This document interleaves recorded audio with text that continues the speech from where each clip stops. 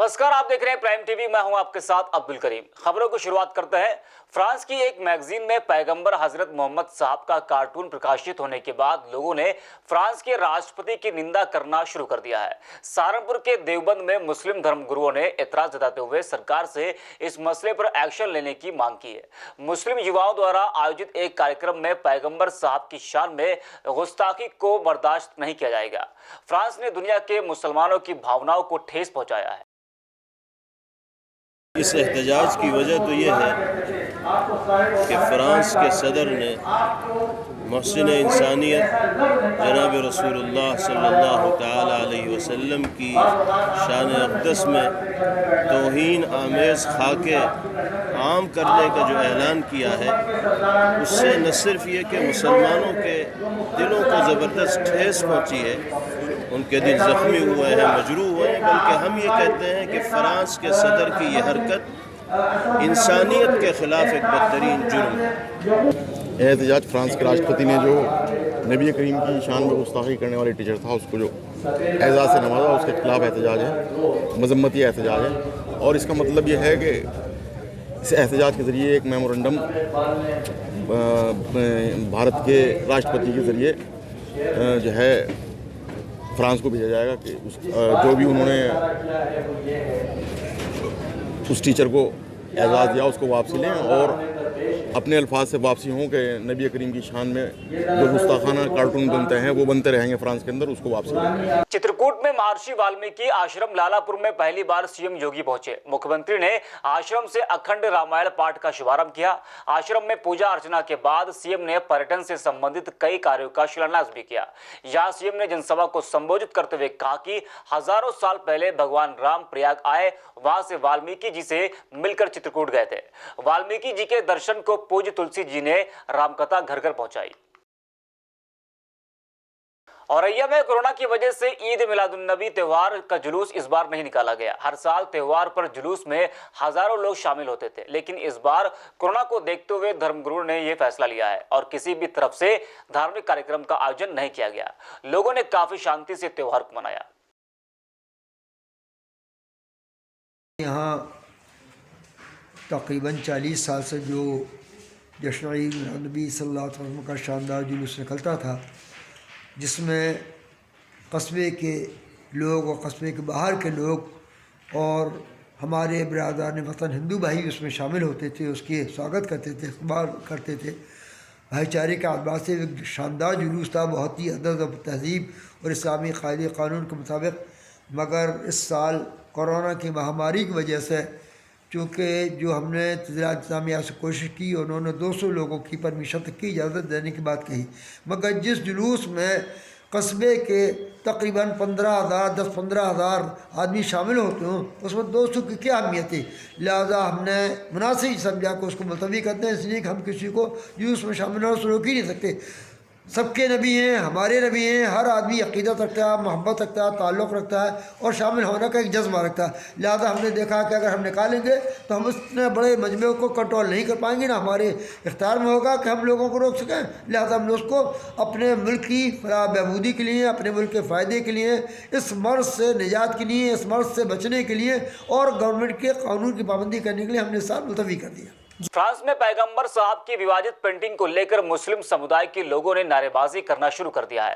भारत में भी इसके खिलाफ विरोध हो रहा है। इसी के चलते अलीगढ़ मुस्लिम यूनिवर्सिटी के छात्रों ने इकट्ठा होकर फ्रांस के खिलाफ प्रदर्शन किया। प्रदर्शन करने वाले छात्रों का कहना है कि फ्रांस सिर्फ एक विशेष समुदाय के खिलाफ जहर घोलने का काम कर रहा है। देखिए, फ्रेंच गवर्नमेंट ने जो चार्ली हेब्दो जो मैगजीन थी, वो जो कार्टून थे, एक टीचर ने प्रेजेंट किए थे क्लास में, और उसको उन्होंने बोला कि ये उनकी डेमोक्रेसी है, वो लोगों को अलाउ करेंगे कार्टून दिखाएं। तो मैं ये एक चीज़ वादे कर देना चाहता हूँ, 17 अक्टूबर 1961 में पेरिस के अंदर अल्जीरियन लोगों को फ्रेंच पुलिस ने मार दिया था, क्योंकि वो अल्जीरिया के लिए इंडिपेंडेंस डिमांड कर रहे थे। वो फ्रेंच लिबर्टी को प्रैक्टिस कर रहे थे, उनको मार दिया गया। और फ्रेंच पुलिस ने ही मारा, उस पर सरकार का कोई स्टैंड नहीं है। वो लिबर्टी की प्रैक्टिस कर रहे थे, उस पर उनका स्टैंड नहीं है। और वो कहते हैं कि कार्टून दिखाना, और वो भी नबी करीम सल्लल्लाहु अलैहि वसल्लम के, वो डेमोक्रेसी है। तो साफ नज़र आता है कि ये उनकी दोगली जो राजनीति है वो इस्लामोफोबिया शो करती है और इसी के ख़िलाफ़ हमने प्रोटेस्ट ऑर्गेनाइज़ किया था। और हमने अपील की है कि जो प्रोडक्ट्स हैं फ्रेंच के वो सारे बाइकआउट किए जाएं और उन प्रोडक्ट की लिस्ट भी हमने एक,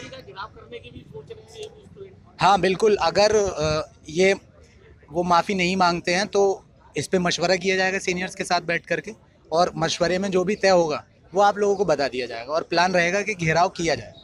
प्रतापगढ़ के रानीगंज कोतवाली में बेखौफ बदमाशों ने बाइक सवार युवक को गोली मार दी। युवक को गोली मारते हुए बदमाश मौके से फरार हो गए। राहगीरों ने घायल युवक को इलाज के लिए अस्पताल में भर्ती कराया। घायल युवक की गंभीर हालत को देखते हुए डॉक्टरों ने उसे प्रयागराज के लिए रेफर कर दिया है। थाना रानीगंज अंतर्गत भैंसोना गांव है, वहां के निवासी अतीक अहमद उर्फ मुन्ना, इनको गोली मारी गई है। लगभग 1-1.5 घंटा पहले पुलिस को सूचना मिली थी। तत्काल इनको उपचार के लिए जिला अस्पताल भेजा गया, जहां से इनको प्रयागराज रेफर किया जा रहा है। अभी बातचीत कर रहे हैं, उनसे पूछा गया घटना के बारे में, पूरा डिटेल में उनसे बयान लिया गया है। 2 लड़के बताए गए हैं जो बाइक से थे, जिनके द्वारा इनके ऊपर फायर किया गया है और उनको छर्रे लगे हैं। घटना के कारण क्या थे इसके बारे में सीओ रानीगंज और उनकी पूरी टीम को लगाया गया है। घटना के बारे में छानबीन करने के लिए स्थानीय लोगों से भी वार्ता की गई है और बहुत जल्द ही घटना का पर्दाफाश किया जाएगा। एक चीज़ क्लियर है कि घटना का मोटिव कोई लूट नहीं था, क्योंकि इनके पास जो बाइक थी, मोबाइल था और जो पैसा था वो इन्हीं के पास है। इनके पास से वो रिकवर भी हुआ है। तो घटना का कोई ना कोई व्यक्तिगत कारण है जिसके बारे में जानकारी करने का प्रयास किया जा रहा है। ये पता नहीं चला, हमारे भाई को हमारे चाचा थे वो जाके बताए, रास्ते में गिरे थे, बताए आपके भाई को गोली मार दिया गया है। मैंने वहाँ से जब आया तो देखा तो हमारे भाई वहाँ पड़े थे, गांव से 1-1.5 किलोमीटर दूर। वहाँ पे जब मैंने देखा तो बहुत भीड़ लगी थी। तुरंत गाड़ी आई, मैं बैठा, जिला अपने अस्पताल में आया, वहाँ सरकारी, वहाँ से रेफर कर दिएगा प्रताप। फिरोजाबाद के संत नगर में एक व्यक्ति का शव बरामद हुआ है। शव मिलने के बाद स्थानीय लोगों ने पुलिस को घटना की जानकारी दी। सूचना पर पहुंचकर पुलिस ने शव के आसपास के लोगों से पहचान कराते हुए उसे जांच के लिए भेज दिया है। स्थानीय लोगों का कहना है कि मृतक के साथ इलाके के 2 और युवक गायब हैं, जिनकी तलाश के लिए शिकायत दर्ज करवा दी गई है। औरैया में पुलिस की दबंगई देखने को मिल रही है। थाने में शिकायत करने के लिए पहुंचे सरकारी कर्मचारी को पुलिस वालों ने जमकर पीटा। पुलिस की पिटाई से सरकारी कर्मचारी गंभीर रूप से घायल हो गए। घायल कर्मचारी एडीएम के दफ्तर में कार्यरत है। कर्मचारी के अस्पताल में होने की जानकारी मिलते ही एसडीएम उससे मिलने के लिए पहुंच गए। यहां अधिकारी ने घायल से बात करते हुए दोषियों पर कड़ी कार्रवाई करने की बात कही है। ये हमें जानकारी मिली है और इस जानकारी में दोनों पति पत्नी के बीच में पैसे को लेकर विवाद था और इस विवाद को लेकर ये दोनों पक्ष कोतवाली में पहुंचे थे, जिसमें इनके द्वारा बयान दिया गया है कि कोतवाली में 2 जो है एसआई सुनील कुमार और सुधीर भारद्वाज द्वारा इनके साथ मारपीट की गई है। आगे जांच चल रही है, जांच के बाद जो भी कार्रवाई, जिसके जिम्मेदार मेरी पत्नी, मेरे ससुर एसआई बलबीर सिंह और सुधीर कुमार भारद्वाज, ये 4 लोग होंगे जिसके जिम्मेदार। अगर मेरे साथ कोई घटना घटती है, अभी ट्रेजेडी होती है या आगे होती है, तो यही 4 लोग होंगे। इसके अनुसार कोई नहीं। आपके पत्नी को घुमाने के लिए कौन ले गया था? आपकी पत्नी को आप बता रहे घुमाने के लिए कौन ले गया? बलबीर सिंह एसआई। अपने साथ काय से गए थे? मोटरसाइकिल से। उसी के बाद आगे मानने लगे। कोतवाली में छुट्टी की वजह से कलेक्टिव ड्यूटी तहसील से मतलब नहीं है। कौशाम्बी में समाज सेवियों के द्वारा मेडिकल कॉलेज को देहदान करने की संख्या बढ़ती जा रही है। इसी की कड़ी में समाजसेवी बद्री प्रसाद केसरवानी ने अपनी मृत्यु के बाद मेडिकल कॉलेज को शरीर दान कर दिया। समाजसेवी की अंतिम यात्रा में चायल विधायक संजय गुप्ता भी शामिल हुए। अलीगढ़ के थाना बन्ना देवी क्षेत्र में जंगल से एक बुजुर्ग का शव बरामद हुआ है। बुजुर्ग की मौत पर रिश्तेदारों ने उल्टा परिवार वालों पर ही आरोप लगाया है। सूचना मिलने पर पुलिस और फॉरेंसिक टीम पहुंच गई। फॉरेंसिक टीम ने शव को कब्जे में लेकर पोस्टमार्टम के लिए भेज दिया है। पुलिस ने जांच के आदेश भी दिए हैं। विधानसभा उपचुनाव के चलते पुलिस ने मुस्तैदी दिखाते हुए शहर में नाकेबंदी शुरू कर दी है। इसी कड़ी में पुलिस ने चेकिंग के दौरान एक गाड़ी से 50 लाख रुपए बरामद किए हैं। पुलिस अधिकारियों ने कहा कि गाड़ी से बरामद हुए पैसों के मामले में चालकों से पूछताछ की जा रही है और इनकम टैक्स विभाग को भी जानकारी दे दी गई है। ये टुंडला विधानसभा उपचुनाव को दृष्टिगत सभी थाना क्षेत्रों में ये नाकेबंदी करके चेकिंग की जा रही है, जिसमें ये एक इनोवा गाड़ी पकड़ी गई है, जिसमें 50 लाख रुपए कैश बरामद हुआ है इसमें भी पूछताछ में जो निकल के आया है, ये राम कैलाश गुप्ता हैं, जो सहावर गेट कासगंज के रहने वाले हैं। ये और इनके ड्राइवर 2 लोग गाड़ी में मिले हैं। कैश के संबंध में इनसे पूछताछ की जा रही है और इसमें जो इनकम टैक्स अथॉरिटीज है और अन्य डिपार्टमेंट्स, उनको इसमें सूचना दी गई है। आगे कार्रवाई इसमें की जा रही है। फिरोजाबाद के थाना रामगढ़ क्षेत्र में एक युवक पर किन्नर ने जहरीला पदार्थ खिलाने का आरोप लगाया है। किन्नर ने बताया कि आरोपी युवक के साथ उसका प्रेम प्रसंग चल रहा था, लेकिन उसने उसे धोखा दिया।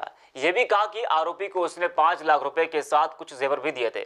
इसके बाद किन्नर की मदद के लिए उसे साथी किन्नर आगे आए और आरोपी के खिलाफ कार्रवाई की मांग कर रहे हैं। 6 महीने से मेरे साथ रह रहा था। कौन कहाँ पर रहने वाला है? ये वाला घर है। यही घर है। नहीं, क्या हुआ है आज? क्या हुआ है यहाँ पर? आज क्या मामला? आज जो हुआ, आज मुझे धमकी दी है मारने की। क्या नाम क्या है उस बंदे का? नाम है उसका। तबीयत कैसे खराब हुई आपकी? आज घर पे एंटी पता नहीं क्या खिला दिया। इन्हें बता, गुरु आज क्या हुआ है? बता गुरु के। मेरा नाम चंदो नाम है। क्या मामला है ये? किस प्रकार से? मेरे गुरु को पहले एक मोहब्बत थी, 18 साल की, इनने छुड़वा दी प्यार में। कौन था ये? क्या नाम है? इमरान नाम है। फिर क्या हुआ? आज क्या हुआ है? आज क्या हुआ, मेरे गुरु को खिला